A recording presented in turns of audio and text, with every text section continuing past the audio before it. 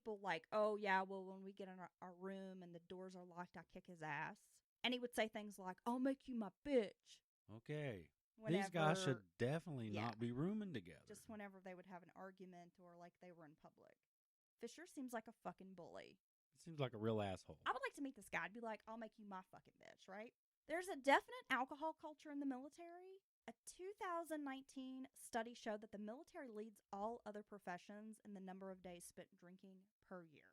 43% of active duty members between 18 and 25 are binge drinkers, and that's with 70% of those numbers being heavy drinkers in general.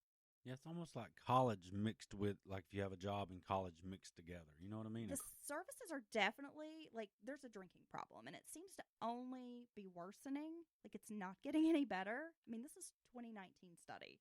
Wow. Our story takes place 20 years earlier, so. I mean, it's like this. You get a large number of young people, as you mentioned. Often this is the first time they've ever lived away from home, together with a disposable income, and you're confined to close quarters. Typically, you're on a base, living in a barracks.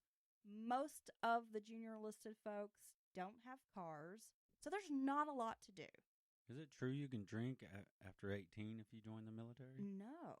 I thought it was you could drink 18 and up. I think that was true some point, maybe in other countries. Okay, but not in the U.S. I mean, serving abroad. Well, if you're in another country and it's legal, then yeah, if it's legal Okay. in France, but not just to be drinking. Okay.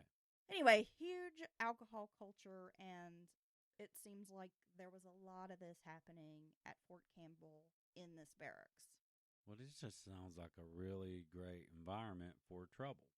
After the trip to Connections, Fisher starts a rumor about Barry Winchell. He tells others, including their superiors, that Winchell is gay. He explains that he went to this gay bar in Nashville just to pick up another soldier. And while he was there, he spotted Winchell in the bar performing oral sex on another man. Now, there were witnesses who were there that said, that's completely untrue. But like most rumors, true or not, it takes off. Yeah, so he was there at the bar. So you won't even admit he's there hanging out. Well, Fisher's the one who took them to the bar. Yeah, I mean, that's what a wimp. Fisher, I should mention, bragged to other soldiers about going to Connections in Nashville. He had been spotted making out with a transsexual woman outside the bar. He had even told others that he had gone to this bar and had been making out with this transsexual performer. Okay. Fisher also would later admit that he enjoyed wearing women's lingerie under his clothes and that he had done so since he was about 14. What the hell, dude? One night, Winchell woke up to a drunk Fisher, like, rubbing his feet. Well, he's invading his personal space. And I'm not saying what the hell about him wearing, that's fine. If that's what you want to do you. It's the hypocrisy. It's the hypocrisy that kills me. Fisher immediately played off the foot rubbing and was like, oh, I'm really drunk, man. I don't even know what I was doing. I don't know what the fuck I was thinking, like trying to play it off. Yeah, I never blackout foot rubbed anybody. I mean, really. As rumors circulated about Winchell, those in charge would ask other soldiers, does anybody want to file a formal complaint about it? Because of the don't ask, don't tell policy, no investigation into Winchell's homosexuality could be launched because first somebody had to file a formal complaint. Right. Nobody could directly ask Winchell about his sexuality because of the nature of don't ask, don't tell. But because of this gossip, whispers among the ranks, people started calling Winchell a faggot, a rope sucker, a butt pirate. A rope sucker? And a shim, which is like a she/him. Okay. Yeah. I mean, I'm using these words in relation to the story. No, but we all know it was a damn 90s and what it was like back then, right? And everybody would act like it was a big joke. Yeah. They would say these things to Winchell and then would laugh and be like, haha, man, we're just kidding. We're just kidding, Shim. But Winchell had no recourse. I mean, under Don't Ask, Don't Tell, he couldn't talk about it to anybody. If he brought it up to superiors, it could lead to questions or admissions about his sexuality. And if he had to explain himself, it could be detrimental to his career. He could be dishonorably discharged. That's why that policy, there's nothing, that's not going to be effective in any form or fashion, honestly. In It's crazy. 1999, there were 968 incidences of anti gay harassment in the military, and that was just what was reported. How many? Because I was trying to find that. How many in 99? 968. And that was the ones reported. Yes. And who knows how times whatever that really is. That's crazy. And again, I'm just going to bring this out because, I have my own experiences and I'm not speaking for others in the military, but my own personal experiences is that there's this certain fear of like violating a code in the military. So if you speak up, you often feel like there's going to be reprisal, like from your chain of command. Yeah. There's a toxic culture in the military without accountability, inappropriate behavior, racism, sexism, sexual harassment, discrimination in general. It often goes unreported. And if it is reported, then it's swept under the rug. Bullying, abusive supervision, shaming, indifference, hostility. I mean, it exists, but it's like this really passive, as I said, under the rug, under the radar kind of thing. And leaders will act like they take this strong stance against it, but the reality is not much gets done as long as productivity and performance is high. Right. Well, I think it sounds like it boils down to they don't want the hassle of dealing with it, and so like in public or to reporters or any statements to the public. Oh yeah, that's not cool. This is all the stuff we're going to do to stop that.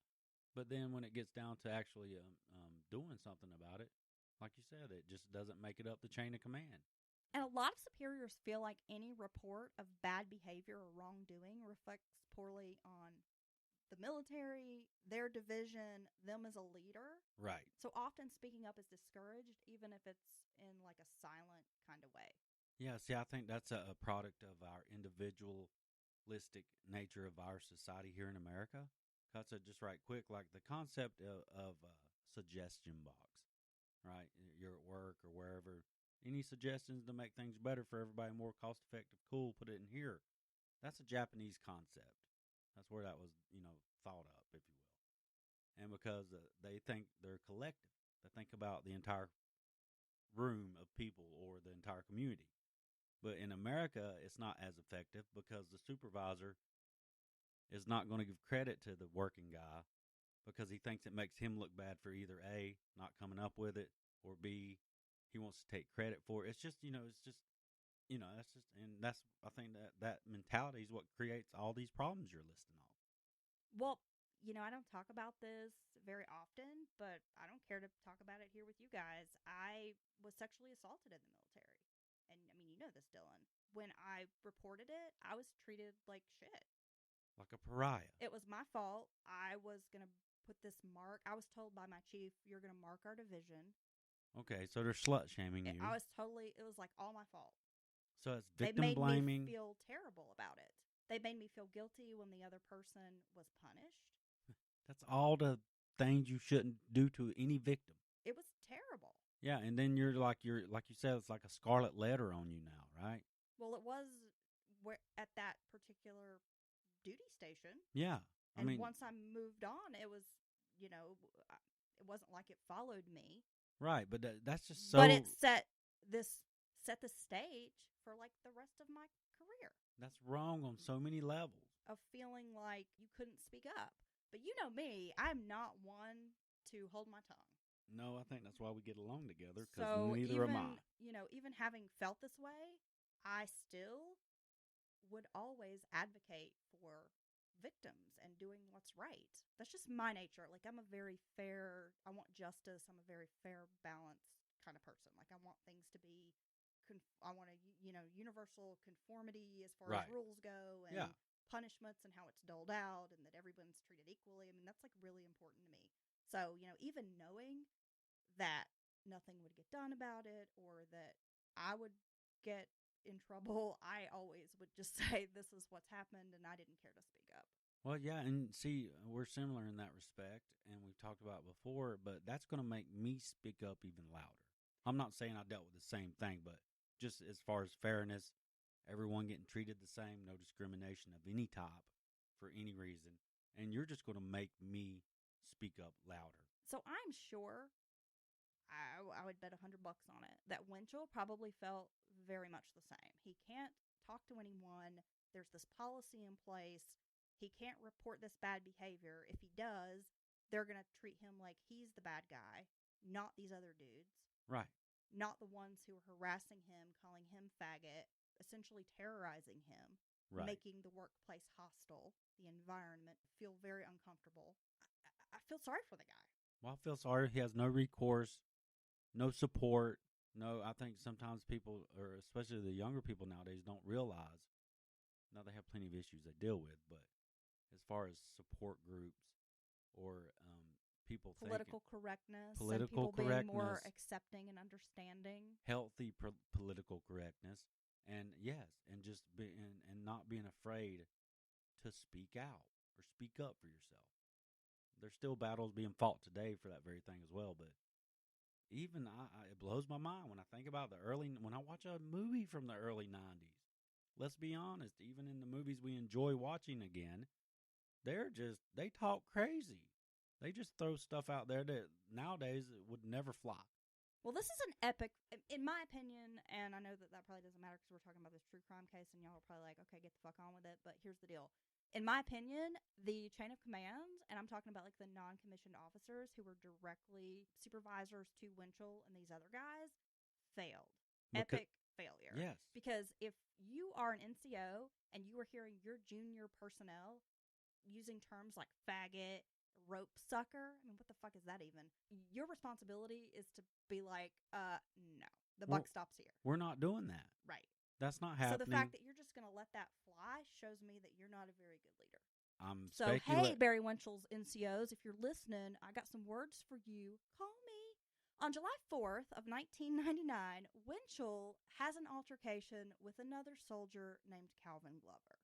Glover was born January 30th, 1981 in Oklahoma. Now, he was known around the base as being a blowhard and a bullshitter by those who knew him in the Army. A bloviator. He was the kind of guy who'd do anything for attention, and if he wasn't getting what he deemed as his propers, he would like throw beer bottles around, throw a tantrum. Oh my God, he must have been a middle child, you reckon? Look at or only child. Look at me. The spotlight has to be on him. That's very childish. Don't talk about only children like that. I can't help it. I need all the attention, Dylan. Yeah, I've had an experience with one. He was openly racist. He had this Aryan cross on his arm.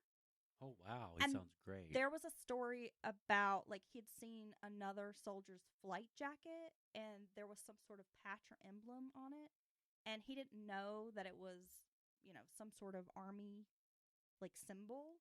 He thought it was, like, some kind of Aryan symbol, and, like, approached the guy like, yeah, man, cool. I don't like Jews either. And everybody was just like, what? And this guy just sounds like a fucking moron. But anyway, he spoke very poorly about Jews and blacks. He praised skinheads. My God. Soldiers died fighting assholes like that in World War I and II. Glover was a high school dropout, and he had lots of problems as a juvenile. When he was in school, he'd get in trouble for just pulling dumb pranks. Like, for example, just putting a bunch of toilet paper in the toilet and then, like, clogging the toilets up. And would get into trouble for these things. Kids that do that grow up into adults that ride on bathroom walls and don't wash their hands. I'm just going to say it like that. He had a criminal history, burglary, assault, much like Justin Fisher. He went to Job Corps, but he was kicked out of the program. He was known to smoke pot, use meth, huff gasoline. These are great life choices. He was in and out of youth facilities. I mean, his parents were constantly, like, putting him into, like, group homes and shit because he was just out of control. Hey, can you do your bird noise right quick? Which one? Just a... Oh my God, it's a shit bird. It's a shit bird descending upon us. It's an invasion. Holy shit.